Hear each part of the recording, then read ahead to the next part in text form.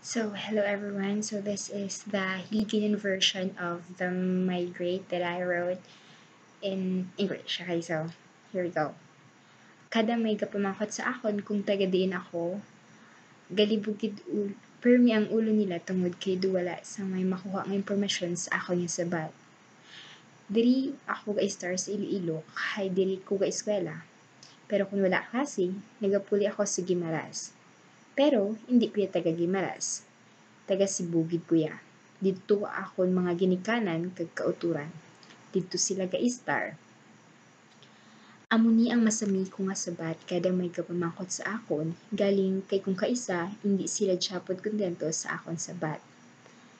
Tagatiin kagitman, din ka na tao how kinasabat sila. Sa Manila ako na tao ya, kagdulot tao man sila japon sa akon sabat. Inasudlog ako sa akon mga classmates nga NPA kuno ako, no permanent address, kay wala kuya ko no permanenteng ginapuy-an. Nakalabot ako sa Iloilo tungod kay dito ko sa Gimaras nakatapos ang akon sekundarya. Ang Gimaras isa ka isla nga malapit sa Iloilo. Tungod kay nakuha ako bilang isa ka scholar sa isa ka universidad sa Iloilo muna ang University of Iloilo, diri ako naka-eskwela sa Iloilo. Balik ta sa kung paano ako nakalabot sa Gimaras. Ang ginikanan sa akon iloy didto nagapuyo. Si mama naman nigsayloya ako didto sang grade 2 pa lang ko. Ginbilin niya ko sa akon lolo kag lola kag siya naman nagbalik sa Cebu.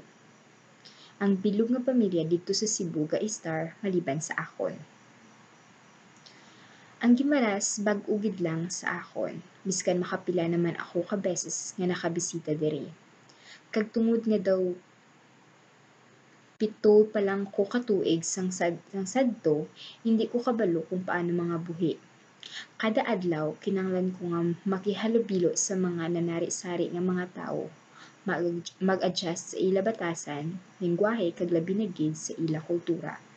Kag sa sige-sige naka-cope up man ako.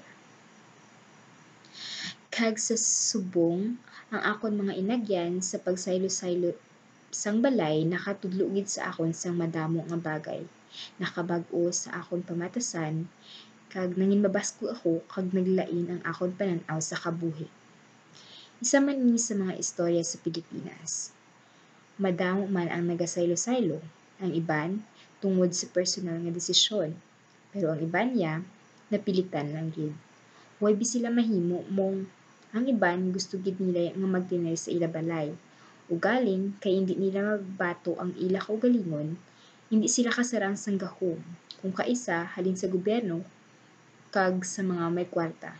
Kakapilitan sila magsaylo kag mangindayo sa iban nga lugar.